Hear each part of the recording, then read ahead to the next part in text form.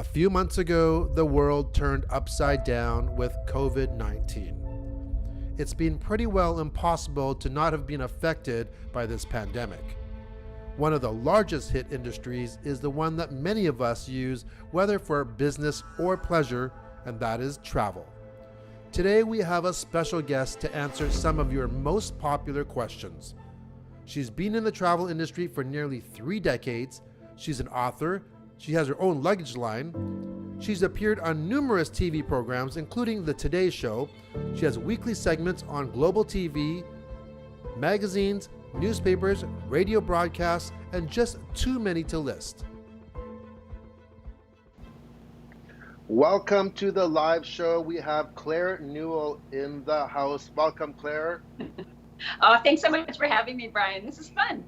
Well, if anyone's watching this live, make sure, add a comment, ask a question to Claire. She's been a travel expert for almost 3 decades now. And if you are watching this after the live show, check out the comments, because maybe some of the questions that you wanted to know or the answers to them are already in the comments already. So Claire, I mentioned, almost 3 decades. You are a travel expert. This is probably this got to be the worst time to be in the travel industry right now. Has this ever happened before? Like this type of, it's terrible. It's brutal. I mean, I can't think of an industry that has been hit harder. We were actually the first to be hit and will likely be the last industry to come back. So it's been really tough. And I've lived through SARS and 9/11 and major airlines failing. Nothing comes even close to that. Even 9/11, when aircraft were grounded, Brian, we ended up seeing people about a week after start to travel again. It was an event and people got over it. But this is really tough because nobody knows when the travel bans and restrictions are going to be lifted. I know that there's a lot of pent-up demand and people wanting to have vacations on the books, especially people like you who are telling me you're supposed to actually be away. But the reality is it's a tough one right now. It's kind of a waiting game. Okay, so what about people that have had trips booked already and they were canceled? Or, for instance, I have a trip booked, a vacation for December. So what do you say to people that have, for rebooking, or should I cancel that trip that's coming up in the near future? Yeah. Well, that's, it's a twofold question. So I'll chat a little bit about the people who had their bookings canceled because of the situation.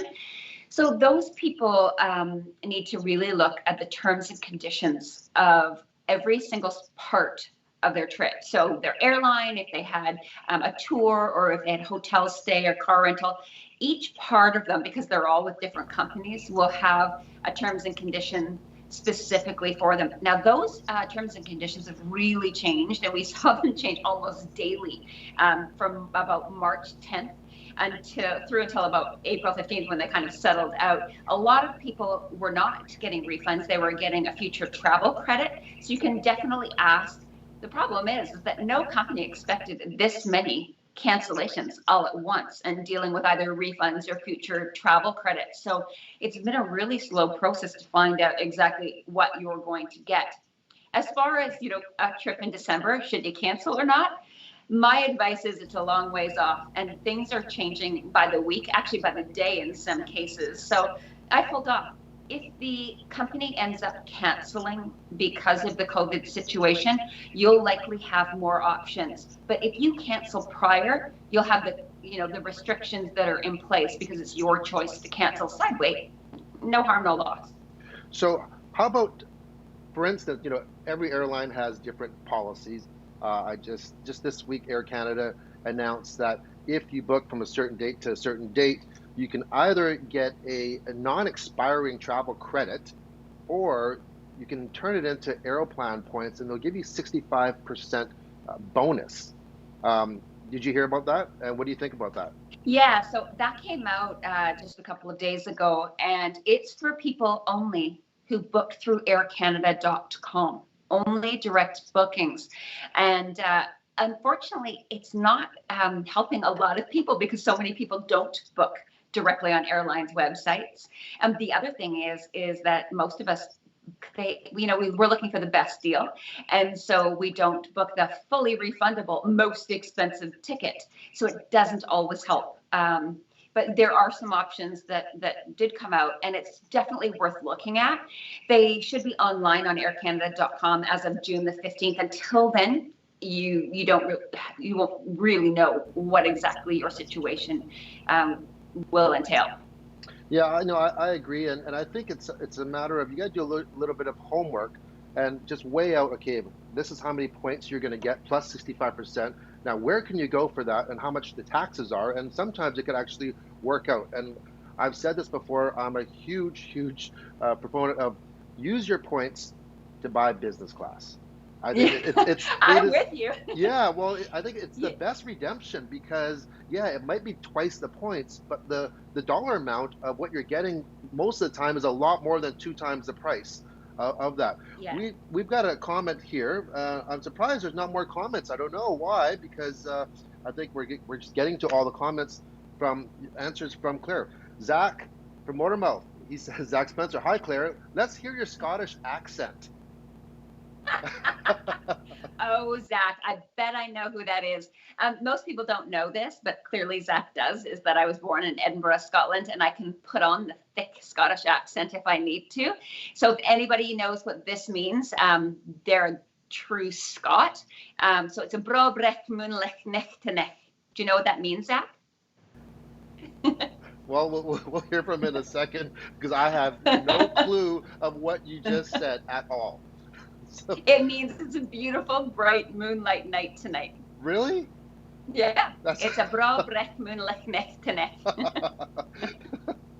That is crazy. So I've got a video here we're gonna put up, and it's one from Air Canada. I just happen to have it because they just sent it not too long ago, and it's about their care, Clean Care Plus program. So what can you tell us, is it safe to fly right now? Because I know according to Air Canada, it's amazing what they're doing. They're using electrostatic sprayers. They're giving you care packages of sanitizer and masks, and every plane is actually getting the once over or twice over for sure. And what do you think?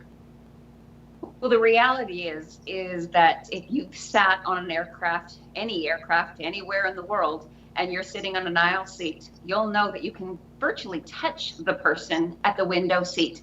So the reality is that there is not going to be social distancing possible. It's just too close. You're in a small cylinder. The good news is that the ventilation systems, as well as the cleaning protocol that all of the airlines are putting out there, are going to be safe. At the end of the day, though, it's your responsibility to take care of your own health. So I recommend, of course, taking masks, hand sanitizer, the sanitizing wipes. If you are worried about accepting food from them, take your own snacks, take your own water bottle and fill it through security. But at the end of the day, there's not, them trying to block off the middle seats to do social distancing on an aircraft. It's not financially feasible for the airlines. In fact, IATA, which is the governing body of all of the airlines, actually said that. The airlines won't fly. And one of the most vocal guys in the business, the owner of Ryanair, which is a low-cost carrier out of Europe, he basically said, I'll shut down if I'm forced to block off middle seats. Wow. That was my next question is, with all these implementations, can they make money? And if they can make money, obviously the prices are going to reflect that. The prices are going to go up because people ask me like, wow, our fares going to go up? I think it's pretty basic math. You cut down the number of seats, that plane still has to fly to the same destination, use the same amount of fuel, maybe a little bit less for a little bit less weight. But other than that, there's only one thing they can do is to raise the price. Is that That's happening right now? We have seen airfares really fluctuate in prices. I was looking for a friend who had to get back to Europe. And when I first started looking, the prices were $4,000 one way. Ultimately, got it for $860 one way, 32-hour journey and through 3 airports, but ended up getting there. And that was a trip that was on May the 9th. And it was really interesting because the price changed so dramatically. Supply and demand is really going to factor in here. Once the borders and the restrictions regarding travel are lifted, it's anyone's guess as to whether consumers are going to be ready to get on an aircraft and travel or not. And so the airlines have to be agile, and they are. They're going to have to change their routing. So a flight that might have been to Paris on a nonstop might now be through Toronto. You may be on a smaller aircraft. Just, it's all going to play out with supply and demand. Good news for the airlines, too bad they don't have the money for it though, is that if they could hedge their fuel, it's one of the lowest it's been in decades. So it's a shame that they can't actually hedge their fuel because it's anywhere between 20 and 25% of their operating costs. I'm just showing some of the pictures that you had sent me from one of your clients here, and going through some of these airports. Isn't that so interesting? Yeah, I thought this was like, these were crazy pictures. To see absolutely nobody in the airports, very, very few shops and restaurants open, and what they experienced. If you've shown some of the pictures of the social distancing getting on board the aircraft, and the flight attendants in full PPE, gloves, masks, glasses, so even almost like a lab coat that they were wearing. I found it, they're taking this seriously, and I feel for the flight attendants who are essentially, frontline workers right now. They're nervous, and for good reason. So there is going to be protocol, and it's not just to protect us as passengers, but also protect the staff that are working on board these flights. Yeah, I'm just getting to the shots right now. Like these. This is Frankfurt. I know that because Zach and I, we've traveled a lot together, and we know this airport very, very well. And there's no one there. And here's a boarding shot. You've never seen it like that. No, never. The boarding shot, and here is that shot there with the flight attendant, and she is wearing a full smock. She's got goggles. She has the mask, gloves. She is fully covered. Wow. Yes, and not touching anyone's luggage. All the food is completely pre-packaged, so you actually have to open it up.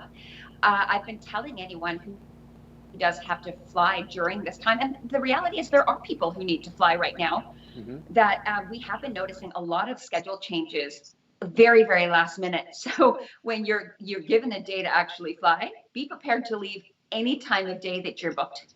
Also, all of the airlines and all of the airports, as soon as you walk in, you need to make sure that you have your mask. So literally from check-in through security and while you're flying, if you don't have a mask or face covering, you will be denied boarding. And you may have all sorts of further health screening. So this has been really interesting. Some people have ended up having to have their temperature, like by the temperature gun. There's disposable thermometers. You might have to go through health questionnaires. But if you have any signs of COVID, you'll be denied boarding.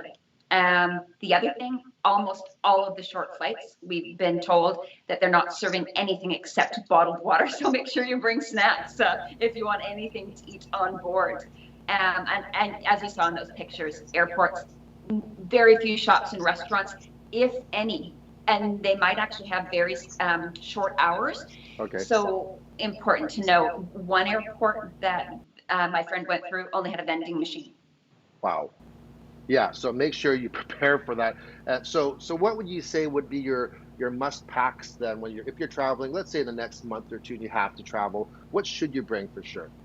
Well, of course, you need to have your face mask, hand sanitizer. So you're allowed now to take 355 milliliters over and above those little 100 milliliter bottles that go into that Ziploc bag. So you can take up to 355 milliliters. So make sure you take that. Disinfectant wipes. So you may be given one or two by the airline or not. So I think it's really important to wipe down all of the hard surfaces where you are and keep that mask over your nose and mouth.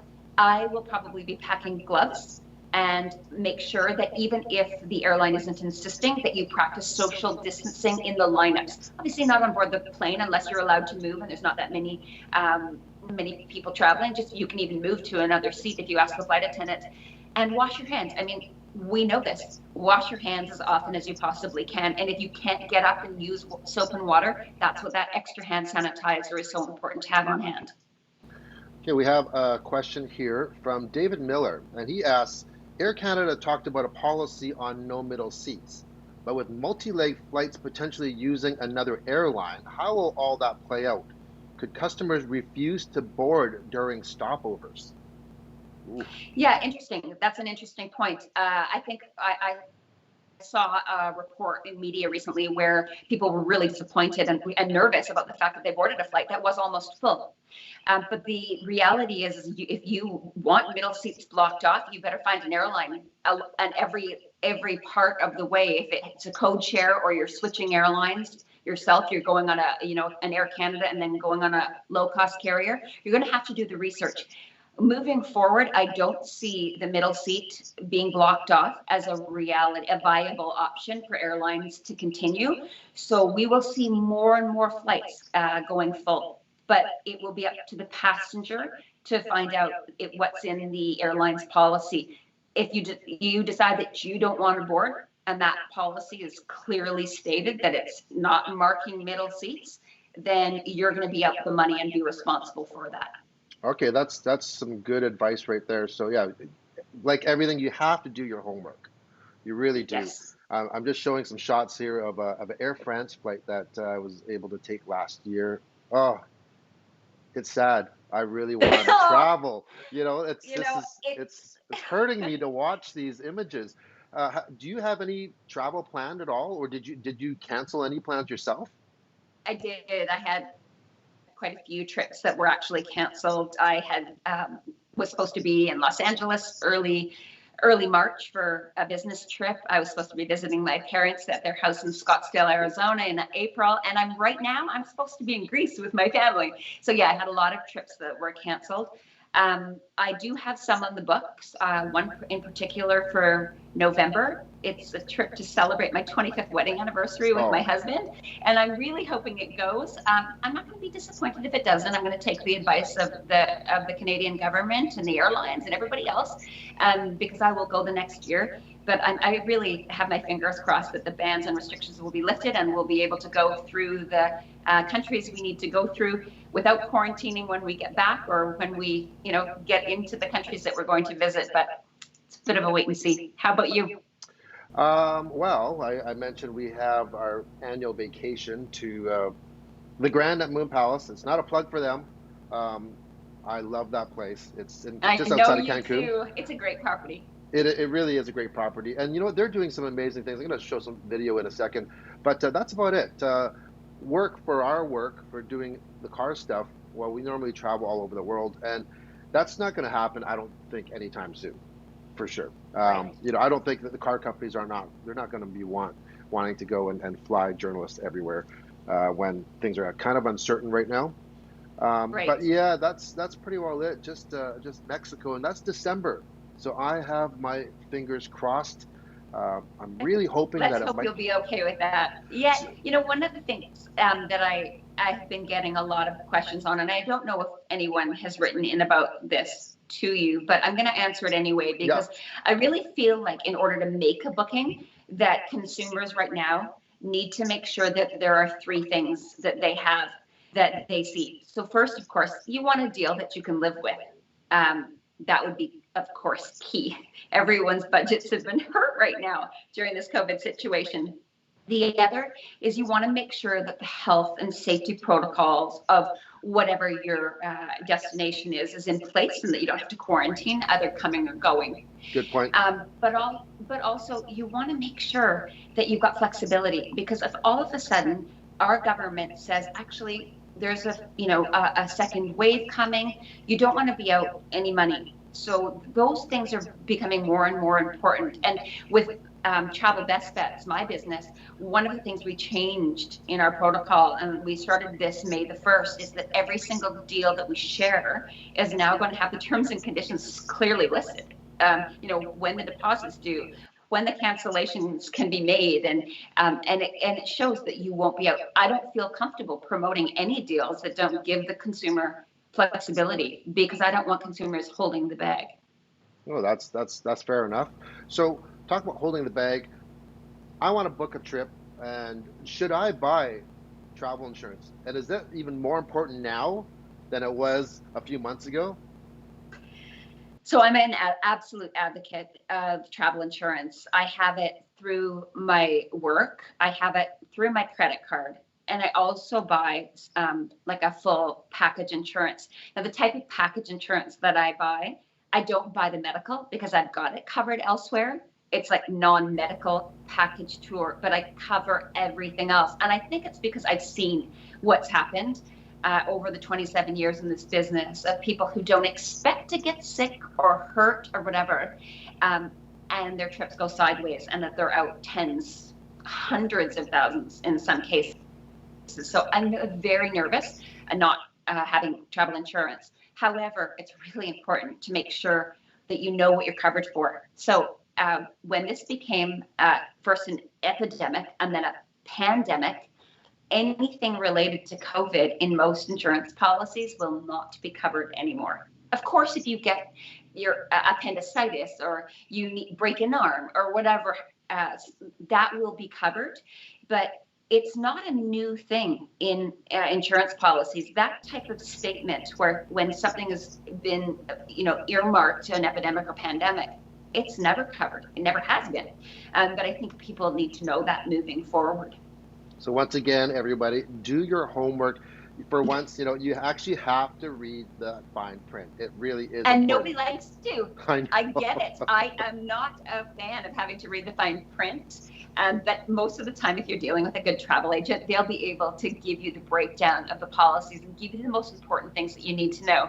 So in the terms and conditions, it's the flexibility if things go sideways and you're told you can't travel. And for insurance policies, it's what are those pre-existing conditions or exclusions from your policy. So if you actually had travel insurance and your trip was canceled, I guess it depends what kind of insurance you had, but it was canceled, let's say in April, would you have gotten a refund from, let's say, an airline? Or... Not in April. No. Not in April. If it was, you had insurance and it was purchased prior to March 5th, which was when it was declared an epidemic, then you could go for a full refund. And a lot of people, it saved them. Instead of getting a future travel credit that had to be used within, say, a year or 24 months, they would have had a refund. And that's actually what happened in my case with my trip to Greece. I got a full refund for anything that was non-refundable. I was able to cancel some hotels for a small penalty. That penalty, I got back through my policy. I think some people, I hate to say it, but some people do expect a lot, seeing how everybody wants the cheapest price for an airfare, for instance. So you buy the lowest fare, and I get it. I do the same thing. But, if something like this happened, especially when it's not the airline's fault that they actually had to cancel, for instance, right. It wasn't a mechanical thing, and the government just says, hey, you can't fly there anymore. So it's not really their fault. And they're giving you a travel credit, which is better than, you had the lowest fare. If you wanted to get a full refund, you could have bought the refundable fare. But yes, I know it's expensive. Yeah, it is. It is expensive. One of the things that you mentioned, a lot of people, they do really like to go through third-party websites and get the cheapest that they can, whether it's hotel or airfare. One of the things I always advise people is just look at the difference between the very, very lowest, which has no, it's fully non-refundable, non-transferable, non-changeable. Like it's just set in stone. And the next highest level, because often the difference is as little as 5%, and the lowest is banned from any upgrade, even if you have the most generous agent. And I'm telling you, the difference between a good trip and a great trip can be an upgrade. Yeah, especially when it's not expected. That's pretty amazing. I'm going to tell you one quick story here is we were traveling to Disneyland a couple years ago, and we were flying from YVR from Vancouver. And what happened was we get to the gate, and I hear the gate agent, they call my name, Mr. Chow, please approach the gate, and I go there, and they said, I do have status with the airline though, so that does help. But they said, oh, it's like you've been upgraded. I'm like, oh, that's great. But I'm traveling with my wife and 2 kids as well. We're going to Disneyland. Obviously, we're going to LA. And so thanks, but no thanks. Just give me my seats back. Because I had pre-selected the bulkhead anyways. And then so he's like, Yeah. well, sorry, I can't do that. I already gave your seat away. Right? I'm like, well, you better try to get it back because this is not going to work out very well. So he's just like, types of little things. And then he's like, next thing you know, he hands me 4 boarding cards for the front of the plane. That is a win. Oh yeah. And that's the start of the trip. So that's always a big bonus. Like you say, like it's a huge thing, right? Yeah, it really is. Here's a big question. And I say big, we're talking Titanic big. What about cruises? Yeah, this is tough. They went through the ringer, especially seeing the number of cases and, them wanting to get into ports of call and being denied by countries. It was a mess. It was a real mess. They have a long road ahead of them, but I can tell you they're not going to start sailing again until they're 200% ready to go, because the last thing that they need is a nail in the coffin with another outbreak. And so from what I've seen from the health and safety protocols, the capacity is going to be cut down, plexiglass everywhere, staff masked. It's going to be very interesting to see what happens. Casinos completely closed on many of the ships, but the protocol has to go that way until there's a vaccine, because they literally cannot risk another outbreak on board a cruise ship. Can they bounce back from this? Like, I'd be so scared to get on a cruise ship. I'm saying like in the next 5 years, even. Like it's scary what's happened. Like, how are they going to bounce back? It's actually already bouncing back. It's surprising, I know, but many of the bookings that we have seen already are for next year's Alaska. So the 2021 Alaska sailings. And I'm not sure whether it's because they're comfortable leaving round trip from Vancouver or not. But they're going on board, they're booking, and I'm sure that people will be nervous. But for many people, if they're a cruiser, they are always a cruiser. It is a good way to vacation. I mean, you unpack once and you wake up each day in a different port of call. And I do believe that there are certain parts of the world where cruising is absolutely the best way to see a destination. The South Pacific, it's such a great way to go around and see all of the islands and wake up in Vanuatu one day and, Bora Bora another day. So, I mean, I really do believe it. It's the same thing in the Baltic region, Scandinavia and Russia. It's a really expensive place to visit. And having done it myself, there's nothing better than waking up in Copenhagen one day and St. Petersburg another, without having to traipse the family. And I have 2 kids that are now 21 and 18, going into 2nd and 4th year university. Wow. I had no kids when I first started TV. Time just goes really, really fast. But one thing about that part of the world is there's only this little short window, probably 10, 12 weeks that you can go. Otherwise, it's way too cold. But everyone in the world wants to go then. And it's like 500 euros a night per hotel room. Like, I looked at it and I'm like, this is crazy. My family of 4, we need 2 rooms and it's going to be so expensive. But we chose to do that via cruise, and it was the right thing for our family to do at the time. I do expect that the luxury cruise lines that are smaller are probably going to bounce back quicker. So the higher end, but we are seeing, the more mass markets coming back. So are there really good deals right now on cruises then? Well, the cruises have had a difficult situation because so many of them canceled sailings. Now they're not allowed to go into certain countries for certain durations of time. So they're busy scheduling all of their ship itineraries. So it's only now that, just literally this week, that we've started to see some deals. Now, we had negotiated group space on some of the Alaska, which is what I mentioned that we are seeing some deals on.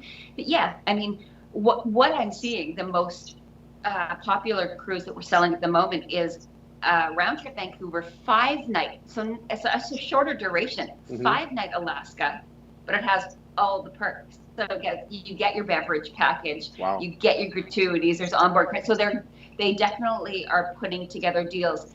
However, I've been on the phone with a number of the representatives of the cruise and executive from cruise lines, and they have all said that in the next week to 2 weeks, they're going to put their best deals that they've ever put into the marketplace. So I'm waiting to see that. And then I'll share them, as only the ones that are really flexible. Yeah, I think they need some really good deals for sure to get people back cruising. But yeah, I think once you're a cruiser, some of these people they're just gonna just jump on board anyways. Another question we have here is, will we be seeing less third-party bookings with more people wanting to talk to the hotel via policies and practices, as well as providing these places more money rather than to a third party? Well, I do think that there will be more direct bookings and more that are through travel agents who are giving their clients advice through all of this, because there's a lot to navigate with respect to the terms and conditions. So they'll do, if you've got someone that you trust and they know your situation and what you're looking for, it's probably the best way to go. The other part of that question is give them more money. I'm not sure I understand that, but what I do know is that booking direct or booking through a travel agent will be the same price. Yeah. Okay. Well, that's good to know. Because I was always wondering, why is it nowadays when people can just go on the internet, what are the advantages of going through a travel agent nowadays? Yeah, well, they've never been more necessary now than trying to navigate this situation. One of the things that pre-COVID, and hopefully once it's all over and we get to the other side of it, is one of the divisions of my business about 6 years ago that started was a home-based agent division. It originally started when the BCA offices closed their travel agency divisions, and a lot of those agents were looking for someone to work under, even though that they were up in Prince George or on the island or wherever. And so I had a number of them come to me, and I ended up putting them under our wing. And now we have 210 agents that work from home across the country. And we cannot bring on home-based agents and train them fast enough. It's an option. Some people are doing it as a bit of a side hustle, and some people are doing it as their full-time career. But it's an option that a lot of people are doing, and we're seeing an interesting mix of the type of people doing it. We're seeing new moms want to do it because they don't want to go back, but they still want to, keep in the game, doing something and bringing some income into the family. We've got others where people are working like full-time. We have a group of policemen and a group of firefighters. They're 4 on 4 off. They've got a big circle of people, and they end up selling to their colleagues. So it's a whole host. And other people who are looking for something, just they're about to retire and they want something on the other side of it to keep them active and engaged. And it's been a really interesting but a very fast growing part of the business. It must be a very interesting thing during this time right now. And this is why I wanted to do this interview, because there's a lot of people that really aren't thinking about travel right now. That's probably one of the last things on their mind. And but if you want to read or listen to Claire about some of these questions, for sure, check those out. So we have Rick. He's asking, when do you think we'll be able to travel again? What will be the first destinations open? So, Claire, let's uncover your crystal ball here. I wish I had a crystal ball. The reality is that we, as responsible Canadians, really need to heed the warnings of our government. And every morning I wake up and I go to travel.gc.ca for 2 reasons. But the most important reason is to find out whether the avoid non-essential travel ban has been lifted. Because until that's lifted, we can't get the travel insurance that I think is really critical for us to travel safely. I wish that travel insurance was a required part of a trip. Mm-hmm. There are parts of the world where it is. I know you can't go to Cuba without having travel insurance. I've just seen so many horror stories, and you're in media. You've probably seen them as well. The GoFundMe pages that are created for people who get injured or sick abroad and are hospitalized and are faced with bills to the tens or hundreds of thousands of dollars. It's really upsetting when I see them. And I feel for the situation that they're in, because I know those bills mount, and they mount really, really quickly. But it is so important, and it's one of those things that you buy and you hope you never use, right? So I just think it's one of those things that we can't safely travel until that ban's lifted, and I wish I knew, but I just don't have the crystal ball. Okay, sorry, Rick, we do not have the crystal ball working right now, unfortunately, but I'm hoping it's soon. I'm showing on the screen right now a video that I had sent you. I don't know if you had a chance to watch it, which is the Purely Palace. It's And amazing video. I yeah, wish that everyone would watch the whole thing, because so many of us as Canadians travel to all-inclusive resorts, and to actually see it rather than just see a big long written list of the health and safety protocols that Palace Resorts are putting in play. They're not the only ones. There's a number of mm-hmm. major hotel resort chains around the world that are doing this, but to see it is another thing. So it's really important. Yeah, and so, check it out, whether it's Palace Resorts or the resort that you're thinking about, if they have a video on there. What Palace Resorts is doing, it's so impressive. Like, every employee gets their temperature checked multiple times, I believe, a day. They get sanitized on their feet. They wear masks all day long. I think they change them every 3 hours. Your luggage gets sanitized before entering into the premises. The transportation's all everything is clean. The beds are steamed. It's really, really is impressive of what they have done. And I think one of the advantages of places like the Grand, let's say, at Moon Palace, is it's so big, so you have a large area, so it's a little bit easier to social distance. Plus, they don't, places like that, they only have 2 buffets, and they've already said that their buffets are closed. So it's only a la carte only. That's okay, because they have like a dozen other restaurants. Some of the smaller resorts, I find, they basically rely on the buffets. So I don't know what they're going to do there, because they might only have 2 or 3 a la carte restaurants. So those ones are going to be really busy. So I don't think it's going to be very, very convenient. Right. I really do think that what Palace Resorts has done by putting this video out there is so important, because consumer confidence in the destination, as well as the actual property that they're going to, and the airline, we know this, is just absolutely critical. It's a critical piece of the puzzle into how we move forward, and borders open, and how travel gets back to normal. And it's going to take a long time before it gets back to normal, to pre-COVID.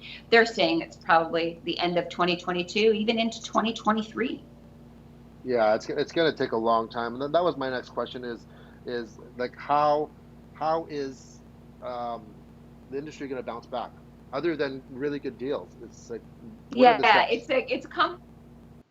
It's a combination of good deals and health and safety protocols, consumer confidence, is all of that put in place. And so it's anyone's guess as to when, other than when there's a vaccine, and it can be widely administered, and then we'll get really back to normal.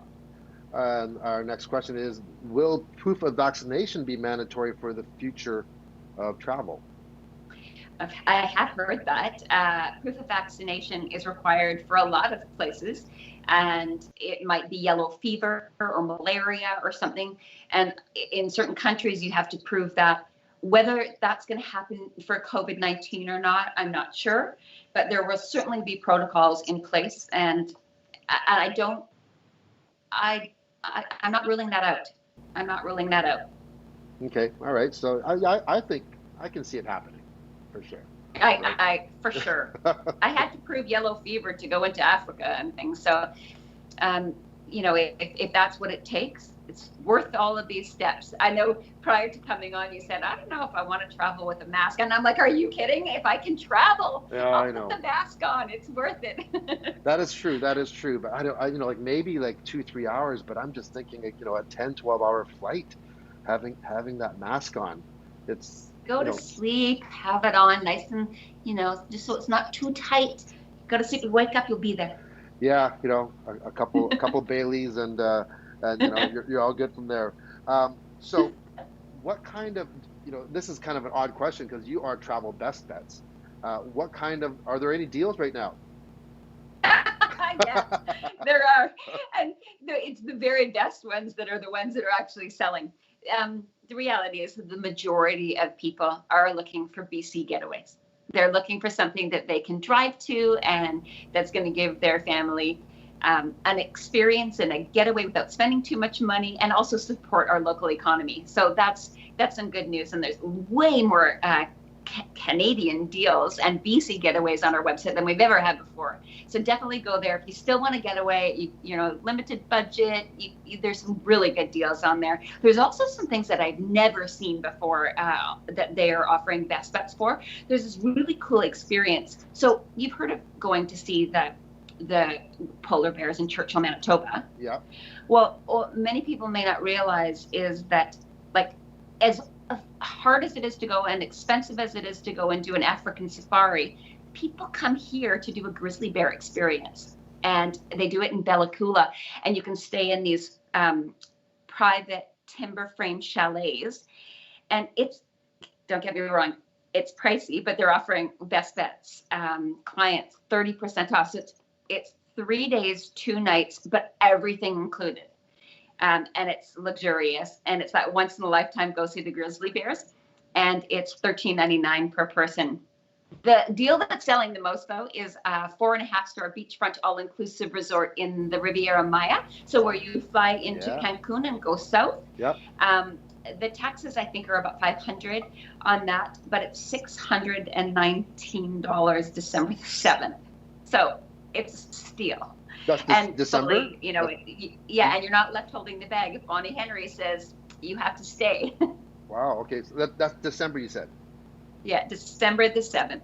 Oh, yeah. It's a very quiet time, right? Because so many people are waiting to their holiday getaways if they have kids, but that's often a very quiet week. And if things do open up, traditionally, the cheapest time of the year to do a hot getaway, say to an all-inclusive in Mexico or the Caribbean, is the last half of November, first week of December, or again, the last 3 weeks of January for the best deal. So kind of before and after the holiday. Shh, don't tell everybody that. I know. Because that's whenever I travel. I always think, the last week of November. Yeah, and right now our kids are small enough, so it's not hope no teachers are watching this, but it's not a big deal to take them out of school right now. So and you save a lot of money, and it's just that shoulder season. Then of course once like the around the 18th of December comes, like prices triple after that. Yeah. And so it's an interesting time in travel that I haven't seen before. Normally, we would start to see the routes issued a while ago, actually. But all of these big tour companies in Canada, the ones that do the popular destinations, Air Canada Vacations, WestJet Vacations, Transat, Sunwing, they've been dealing with all the cancellations and refunds. So now they're just kind of putting their wheels in motion to put the deals out. And figure out their schedule. So it's going to be a couple of weeks before we see the cruise deals and the tour operator deals that we're all so used to.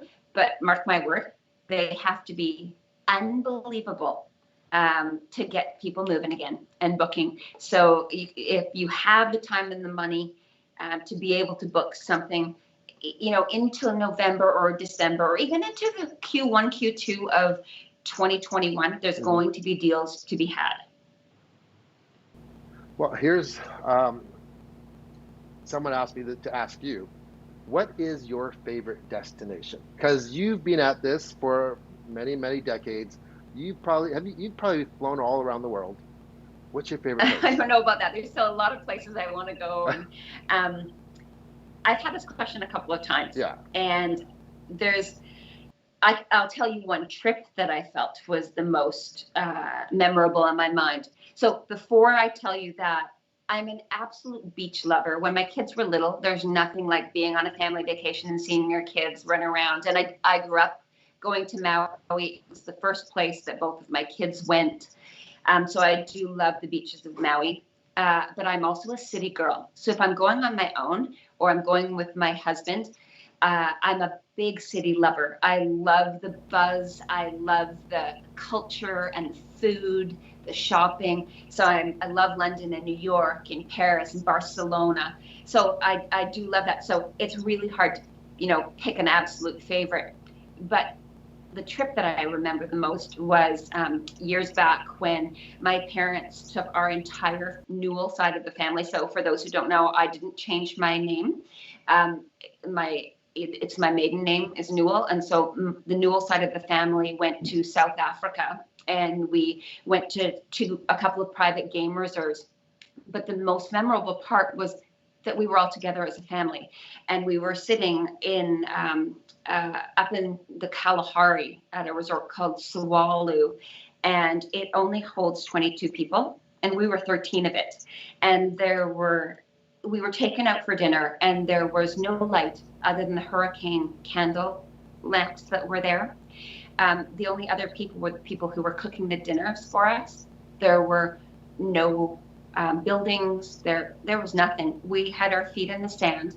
And for the very first time, above my parents, who were right across from me, above their head was the Southern Cross. And if you haven't been to the Southern Hemisphere, you won't have seen it. And I remember, to one side was, I'm sitting surrounded by my husband and kids, my brothers and their kids and wives were beside. And I remember thinking to myself, oh my gosh, I hope I get to do this again. And I'm so grateful to be in this moment. And I still get choked up even talking about it. It was one of those most memorable, and it's why I love helping people book those dream trips. Our best pictures are from vacations. Our most memorable memories are while we're on vacation. That's what travel's about, seeing all and experiencing all of these new things, but doing it with the people that you love. It's just, there's just nothing better. Rick Max says, thanks, love Palace Resorts. Yep, I do too, Rick. These are a lot of these are my questions as well. We don't have many more questions, but Claire, if we are talking about the Riviera Maya area, what's your favorite place there? Or what places do you like? Let's say if you could pick a handful, one's for adults and one's for families. Are there any that stick out? Well, the Palace Resorts are really beautiful. I also, some of the Barcelo chains are beautiful. They have some Barcelo Palace properties there. I love the Iberostar chain. Most recently, I ended up going to Secrets, which is an adults only, but my kids are over 18, so we got to go to an adults only. It was unbelievable. But there's a couple of Secrets Akumal and Secrets Maroma. They both have, those 5 diamond ratings, and the service is outstanding. There are some really beautiful areas also in the Mayakoba area, which there's a Fairmont Mayakoba and some beautiful properties in that little enclave. The Belmont, but they're not all inclusive in most cases. But yeah, they're pricey, but they are really, really beautiful. One of the areas though that I do want to see, and I'm not sure you've been there, Brian, is up in the area that when I first went, there was virtually nothing there. But if you, instead of going south and going towards Tulum, you go north up to Isla Mujeres, and that area is the kind of the up and comer. Okay. Last time I was there, I saw a number of resorts under construction, so I can't wait to get back up and see that part of the Riviera Maya and the Yucatan Peninsula. I think it's going to be outstanding when they open. I've been to that area definitely well over a dozen times. But what do you say? This is your opinion. When people say Mexico, it's too dangerous, because we've had a lot of first-time Mexico goers come with us on vacation, and we had to really convince them because they're Yes, they're watching the news. Oh, there's a murder here, and I'm like, well, like it's for us, we find that it's very safe and safe feeling, depending on where you go, obviously, but that's just same thing that's the anywhere. But thing. You're right. It's where you go, and I tend to stick to the areas that the major Canadian tour operators that listed for that I mentioned earlier, where they're flying. They're going to the most popular and the safest areas. I'm not a fan of walking outside of the resorts at night in areas that are not well lit, but I wouldn't do that in any city. I love the Riviera Maya. I think it's very, very safe. Puerto Vallarta, that has some really beautiful areas. They've got areas that are more popular, like Bucerias, they call BC Rias. It's the area of Nueva Vallarta, okay, yeah, yeah. and that's quite close. And Los Cabos, obviously very Americanized because so many people who live in California, a lot of stars, they end up going there because it's 2-hour flights. So I do love all of those areas, and all of them have mainstream accommodation that are really well known, very safe. Security is all part of it. It's not for everybody. And I know I've heard that before where people who are, Maui lovers or Hawaii lovers, they just won't even think about going to Mexico. I experienced this firsthand when our kids were a little bit younger, and in high school, we ended up taking there was a total of 85 of us, all family friends from the schools that my kids were going to. And they were, a lot of them were, Maui goers, particularly into the Wailea area. They say that kind of strip of Wailea resorts. The difference though is that they're not shelling out every time their kids want a smoothie for $22 in Maui. It's an all-inclusive option that you're going to. And what they also found when we ended up going is not only did they feel safe, they found it really good value, but the resorts themselves were so beautiful compared to some of the very tired properties that haven't had upgrades in the area in Maui. I'm not talking about places like the Grand Wailea or the Fairmont Keilani or the brand new Andaz in Wailea, but there are some properties over there that could use a bit of a overhaul. Mm-hmm. Yeah, we were big Hawaii goers for about 5 years straight. But previously, we had been to Mexico quite a few times, and for some reason, it just got so expensive. And I thought, let's go back to Mexico and try it out again. And there's just so much value there, and what you get, like our first year going to Palace Resorts, we came back, and then I think we went to Whistler after that. Like a couple weeks after that, we went to Whistler. This is winter time, and where did we stay? We stayed at I think the Fairmont or the Four Seasons. And we get into the room, and I'm just like, this is like a downgrade compared to what we just came from, right? And this is a nice property. Not all of the resorts in Mexico are fancy schmancy, but there's a vast majority of, say, 4-star or better and there are many 4 stars that you can get an all-inclusive vacation for under $1,000 plus tax. They do offer very, very good value when you're comparing accommodation not included.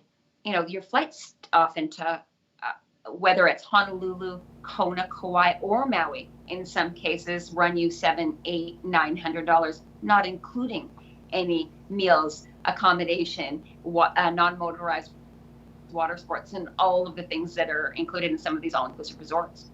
Yeah, no, there's different strokes, different folks. Yes. I'm budget-minded, and I really like value, and I like the sun. And December, great time to get away just before all the hustle and bustle of Christmas time. If you want to find out more information about Travel Best Bets, Claire, your website?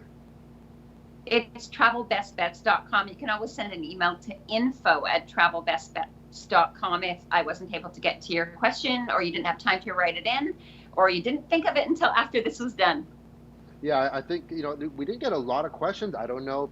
Once again, I don't think a lot of people are thinking travel right now, but eventually you will, and you're going to want to hear some of these answers. So, one more. Just as we were about to sign off, you see. And by the way, everyone, if you are new to the channel, make sure to hit that subscribe and give it a thumbs up if you like this content. Are there later flights from Oahu to Maui? They're all at 5 a.m. The problem at this stage of the game, no. They have a captive audience for people who want to fly to Hawaii, and often it's really, really early morning flights on the way there, and it's overnight on the returns. Just miserable times as we get into higher season, which typically runs from November through until the end of April. You should have more options, but we really don't know for sure given all of the airlines juggling their schedules right now. But my fingers are crossed because I, like you, am a fan of not leaving that early in the morning. You have to get there at like 2:30 in the morning, and I am not a fan of the overnight on the return. Oh yeah, the red eyes, we've done it several times. And with little kids, it's brutal with little kids doing that. So you bet. yes. So anyways, thanks for joining us, Claire. And thank you so much for having me, Brian. I hope that things get better sooner than later, and we can all get back traveling, regardless if it's on a plane, train, or automobile. Everyone should be probably hunkering down kind of closer to home in the next month or two, probably, I would say. But phase 3 is coming. When do you think we'll be traveling more? Well, my fingers sure are crossed that there'll be more options in September. It was really good news last weekend when we heard that Air Canada was starting to fly into the U.S. again. They'd stopped that for weeks. Yeah. Only 6 destinations, but it's good. And they also announced that they'll be going to up to almost 100 routes around the world, starting in June. So it's going to be a slow build, but as the airlines go, hopefully the travel bans lift and the advisories off and we can all start traveling again. Let's hope so. Thanks for watching and take care.